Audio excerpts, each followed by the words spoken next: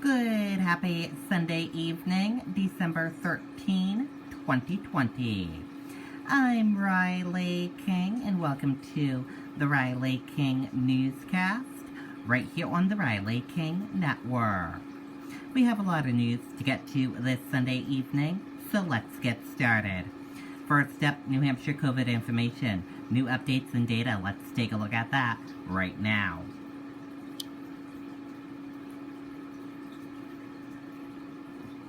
And here is a look at that information for all of you right now.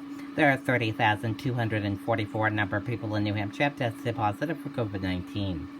16,020,646 number of people in the United States have tested positive. 600 number of deaths from COVID-19 in New Hampshire. 857 number of people who have been hospitalized with COVID-19 in New Hampshire. 297,575 number of deaths from COVID-19 in the United States. And now let's take a look at this map of New Hampshire where current cases of COVID-19 are. In Nashua, 511. Let's take a look at this chart of New Hampshire where total cases are. Nashua, 2796. Now let's take a look at these three charts here. Let's start with the first chart here. New cases each day in New Hampshire in the purple, daily new positive COVID-19 cases, orange, new hospitalization, and red deaths. Let's take a look at this chart here. Current cases in the purple, total current COVID-19 cases, in the orange, current hospitalization. Let's take a look at this chart here. Total cases in the purple, total positive COVID-19 cases, orange, total hospitalization, red deaths, and blue recovered. Let's take a look at this chart here. Positive PCR test rate, positive PCR and antigen test rate, and daily PCR test. Let's take a look at this chart here. Age group of cases and female and male of cases. Let's take a look at this chart here. Infections, hospitalizations, and deaths. And let's take a look at this chart here. Deaths, percent of New Hampshire population, race/ethnicity of cases, and hospitalizations. And a reminder, your common symptoms: fever, lack of smell, cough, chills, difficult breathing, nausea, vomiting, and diarrhea. How it spreads, and prevention tips. And be sure to stay with the Riley King Network for the latest of your COVID-19 information. Governor, first shipment of vaccine set to arrive in New Hampshire Monday. Governor Chris Sununu says the first dose of Pfizer COVID-19 vaccine should be in the state Monday. We expect the first shipment will arrive in New Hampshire tomorrow, Sununu's office said in a statement Sunday. The first doses will be sent to hospitals and will be administered shortly thereafter. Shipments begun departing a Pfizer manufacturing facility in Michigan on Sunday morning.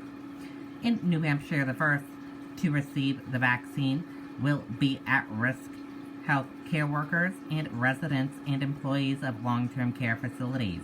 State health officials said they have and will expect to receive about 12,000 doses this week. First responders are also included in the state's first phase of the vaccine distribution. Members of the general public who are not high risk can expect to receive vaccine in March or April, state health officials have said. New Hampshire hospitals, long-term care facilities preparing for vaccine rollout. 100,000 people are among the state's Phase 1 distribution. Let's take a listen to that video from WMUR News 9, Tim Callery.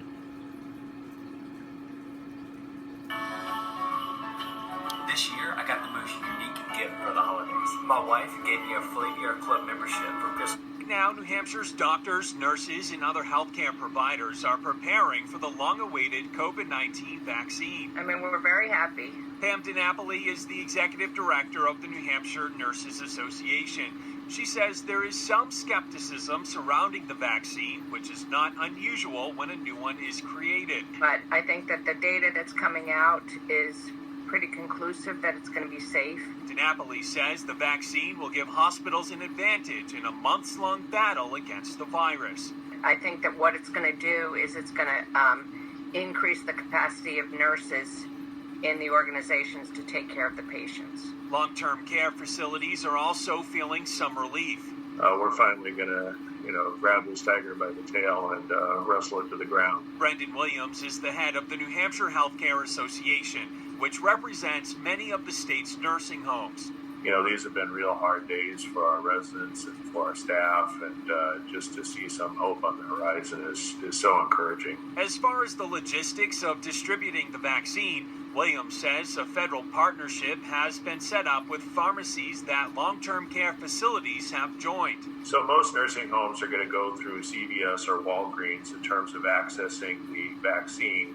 And that process is going to begin as soon as the third week of December, stretching into January for those initial shots. State health officials say the vaccine should be ready for the general public sometime in March or April. Reporting in Manchester, I'm Tim Callery, WMUR News 9. Okay, and there you go on that video and that report.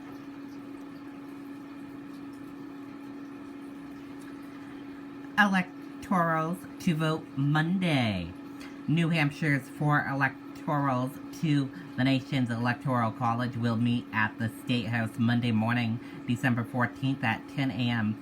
to cast their ballots for the President and Vice President of the United States. Although the meeting is closed to the public due to COVID-19 restrictions, the election will be live streamed online from the executive chambers, accessible at this link, and we will share that link and post with you on the Riley King Network Facebook page right after this broadcast. Trials put off until January or later in Superior Courts, raising questions about rights of defendants. The postponement of all Superior Court trials until at least January means defendants will stay in jail longer, raising the question of their constitutional rights to a speedy trial. And that is it for this evening edition of the Riley King Newscast, right here on the Riley King Network.